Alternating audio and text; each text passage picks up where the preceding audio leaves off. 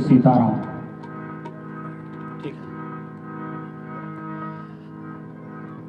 सियावर रामचंद्र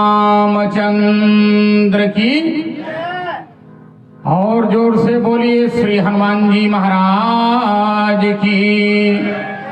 श्री गौरी शंकर भगवान की। वृंदावन बिहारी लाल की। दुर्गा महारानी की। पूज्यपाद गोस्वामी तुलसीदास जी महाराज। गंगा तरंग रमणीय जटा कलापम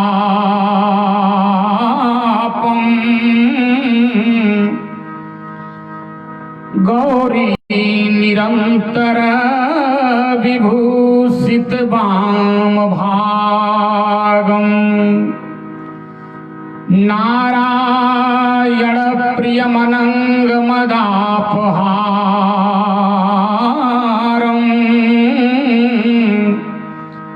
वाराणसी पुरपतिं भज विश्वनाथम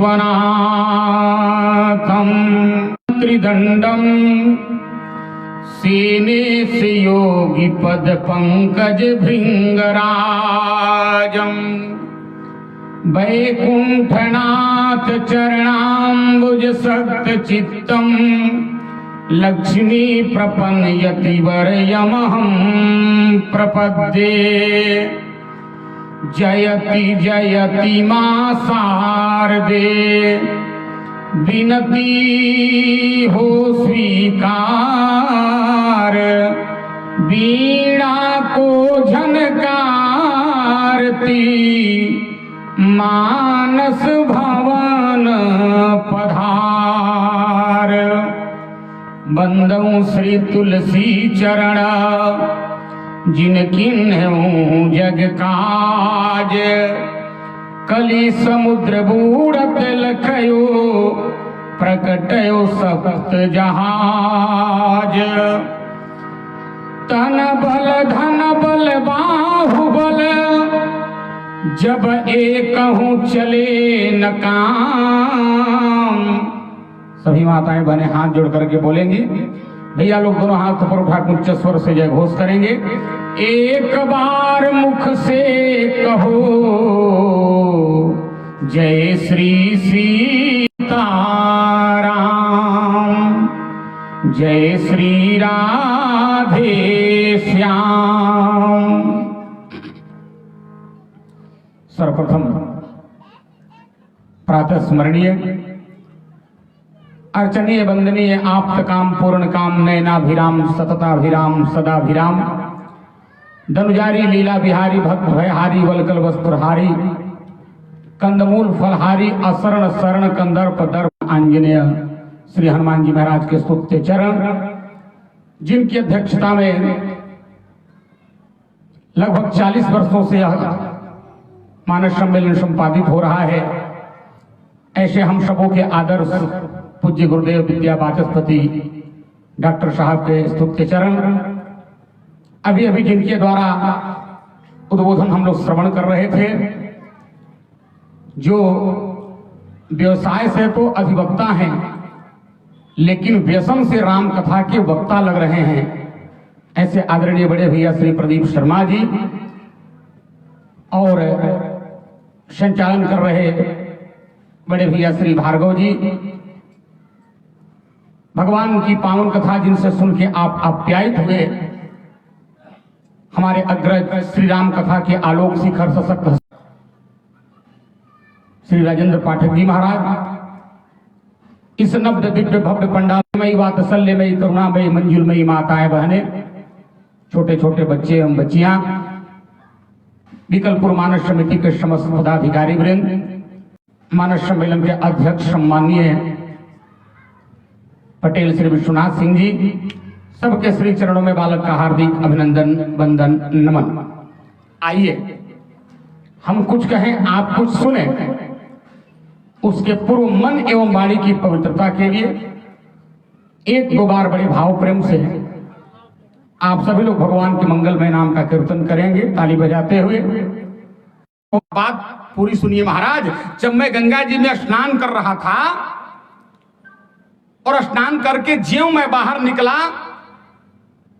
अचानक मेरी दृष्टि पीछे पड़ी तो मैंने देखा गंगा जी में से एक कछुआ निकल रहा था और कछुआ के पीठ पे लंबे लंबे काले कजरारे बाल उगे हुए थे।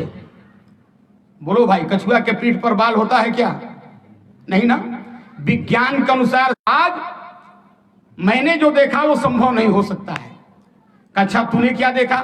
उसने कहा आज हमारे गांव में मोहल्ले में दो पार्टी में झगड़ा, एक बंध्या स्त्री का पुत्र, ध्यान देना माताओं, बांझ स्त्री को पुत्र नहीं होता, लेकिन उसने कहा कि एक बंध्या स्त्री का पुत्र झगड़ा में अपने जेब से चाकू निकाला और सामने वाले के पेट में घोंप दिया, सामने वाला मर गया।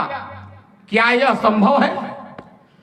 तुलसी बाबा ने कहा बेटा यह भी संभव है।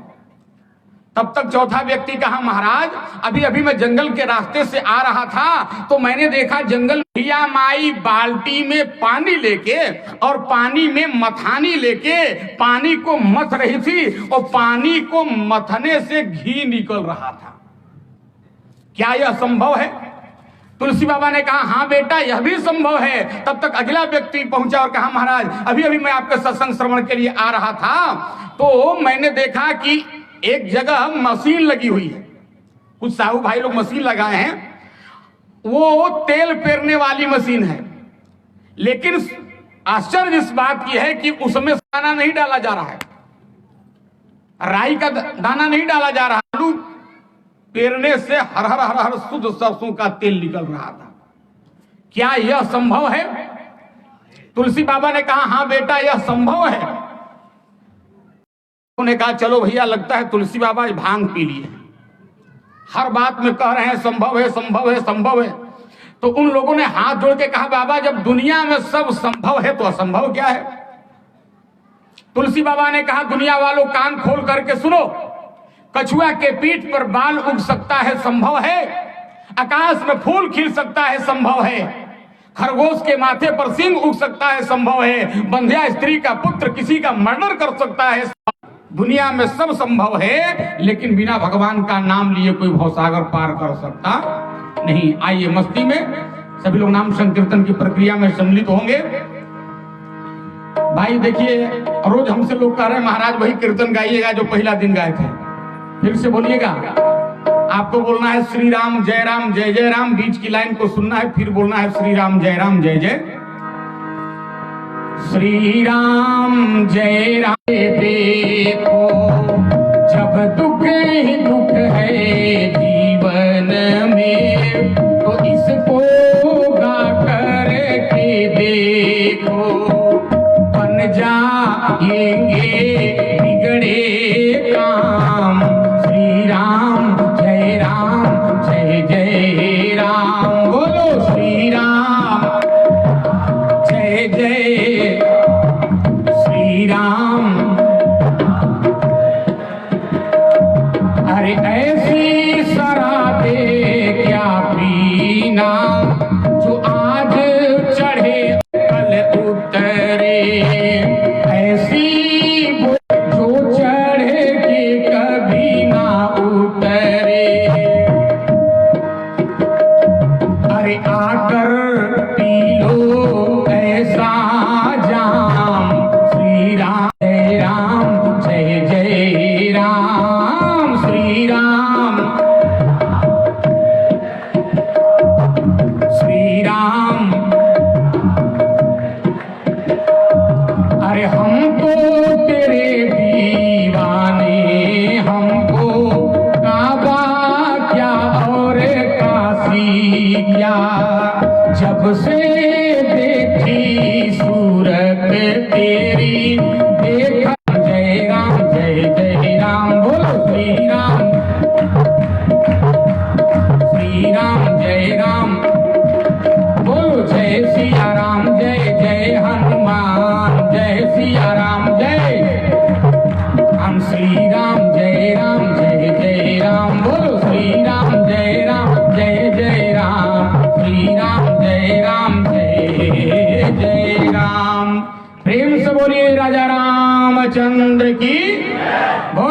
हनुमान जी महाराज की।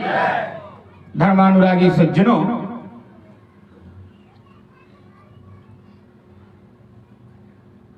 युद्ध भूमि में रावण मारा गया। वैसे एक बात जान लीजिए, हमारे भैया बता रहे थे ना, रावण जल्दी मरता नहीं है। रामलीला वाला भी नहीं मर रहा था, आप लोग सुन रहे हैं। चाहे चित्र का रावण हो, चाहे व्यक्ति के चरित्र, मरते नहीं है। युद्ध भूमि में राम जी और रावण लड़ रहे हैं। बार बार राम जी रावण पर बाण का प्रहार कर रहे हैं, लेकिन रावण मर नहीं रहा है। विभीषण दौड़े दौड़े आया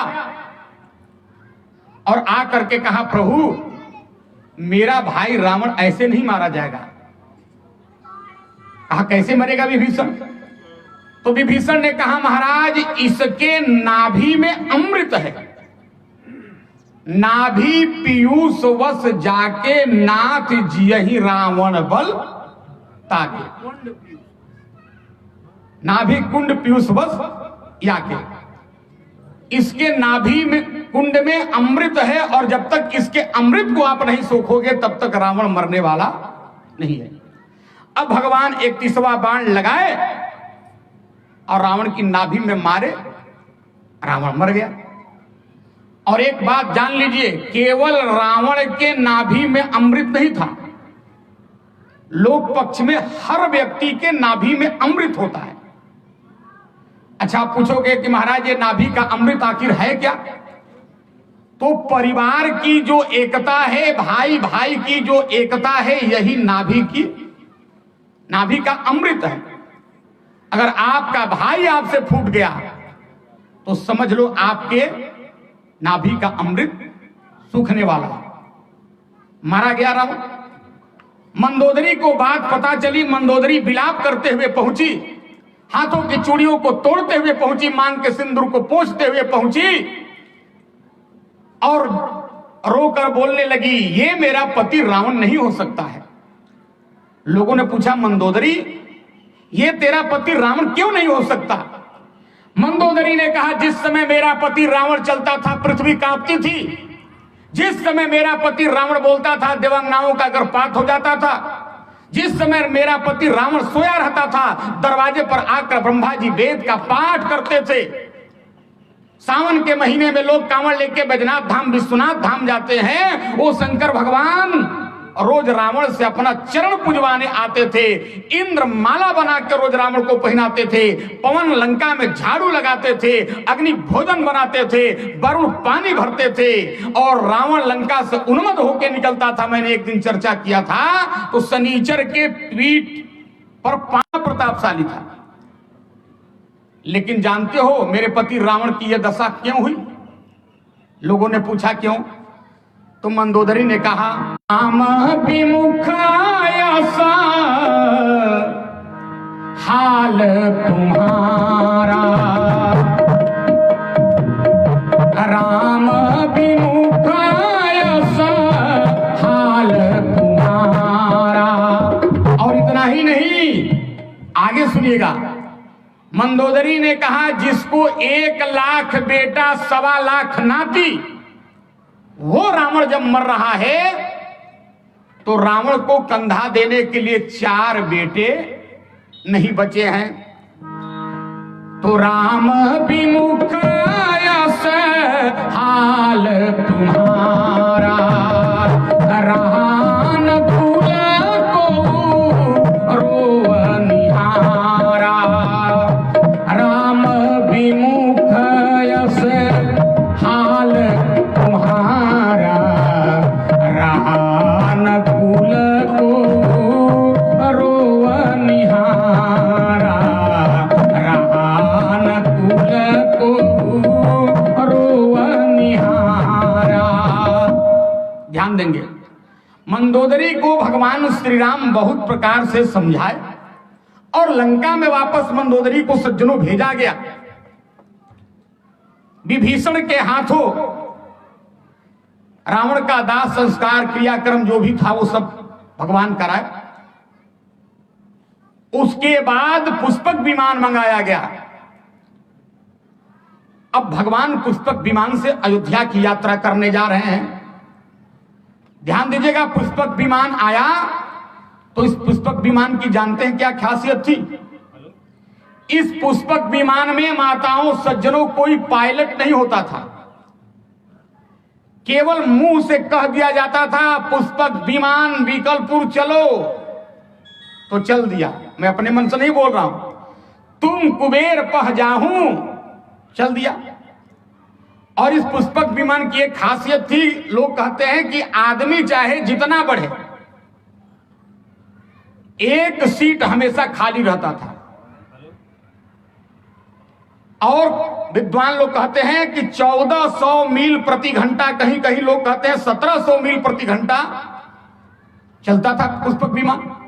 पुष्पक विमान मंगाया गया, सीता जी को अशोक वाटिका से लाया गया, सब लोग पुष्पक विमान में सवार हुए। सज्जनों, बाबा ने लिखा कि पुष्पक विमान चलने को जब हुआ तो सब लोग जोर से जय घोष किए, बोलो राजा रामचंद्र की। कैसे? बोल चलता विमान कोलाहल होई, चलता विमान कोलाहल होई, जय रघुवीरा कहीं सबको, जय रघुवीरा कहीं सबको। और एक बात आपको बता दूं, आप जीवन में किसी भी वाहन से यात्रा करें, इस चौपाई का आप 2 4 5 बार जाप कर लें, आपकी यात्रा कभी अमंगल नहीं होगी। चलत विमान कोलाहल होई, जय रघुवीर कहीं सब कोई। और एक और चौपाई, प्रविश नगर की जय सब काजा, हृदय राखी कौशलपुर राजा। ध्यान देना, जब पुष्पक विमान चलने लगा, सारे बंदर भालू पुष्पक विमान, राम जी के बगल में माता जानकी बैठी हुई हैं। अचानक माता जानकी ने धीरे से राम जी से कहा, प्रभु मैं आपसे इतने दिनों काम तरस रहे हैं, आपके 2 अल्फाज, आपके 2 लफ्ज, आपके 2 शब्द सुनने के लिए, आप हम। मानो राम जी ने कहा, सीते पति पत्नी को कभी भी सभा में बात करने की अनुमति नहीं है। जहां 10 20 50 100 लोग बैठे हों, वहां पति पत्नी वार्ता न करें। मैं अपने मन से नहीं बोल रहा हूं, रामचरितमानस का प्रमाण बोल रहा हूं। मैना जी अपने पति हिमाचल राजा से बात कर रही हैं। कब माताओं बहनों, इस चौपाई को जब मैं पढ़ता हूं तो सोचता हूं कि पहले के राक्षसियां और राक्षस हम लोगों से लगता है बढ़िया थे। जो आजकल की माताएं बहनें एडवांस सोसाइटी की कह रही हैं, वो जरा ध्यान दें। मंदोदरी अपने पति रावण से कैसे बात करती थी? चौपाई पढ़िए सुंदरकांड में, बोले रहसी जोर कर, रहसी मने एकांत में, जोर मने जोड़ के, कर मने हाथ, और पति पग लागी, रावण का चरण पकड़ के। और कैसे बात करती है? बोली बचन नीति रस, आंख भर के देखा। सीता जी ने कहा, प्रभु आप, मैं जितने दिन लंका में रही केवल 1 दिन ऊपर की ओर गर्दन की थी। कहा किस दिन? कहा जिस दिन अशोक वाटिका में रावण मुझे धमकाने आया। कहा एक बार मेरी ओर देखो, वरना इसी चंद्रहास तलवार से तुम्हारा गर्दन काट दूंगा। और मुझे धमका करके एक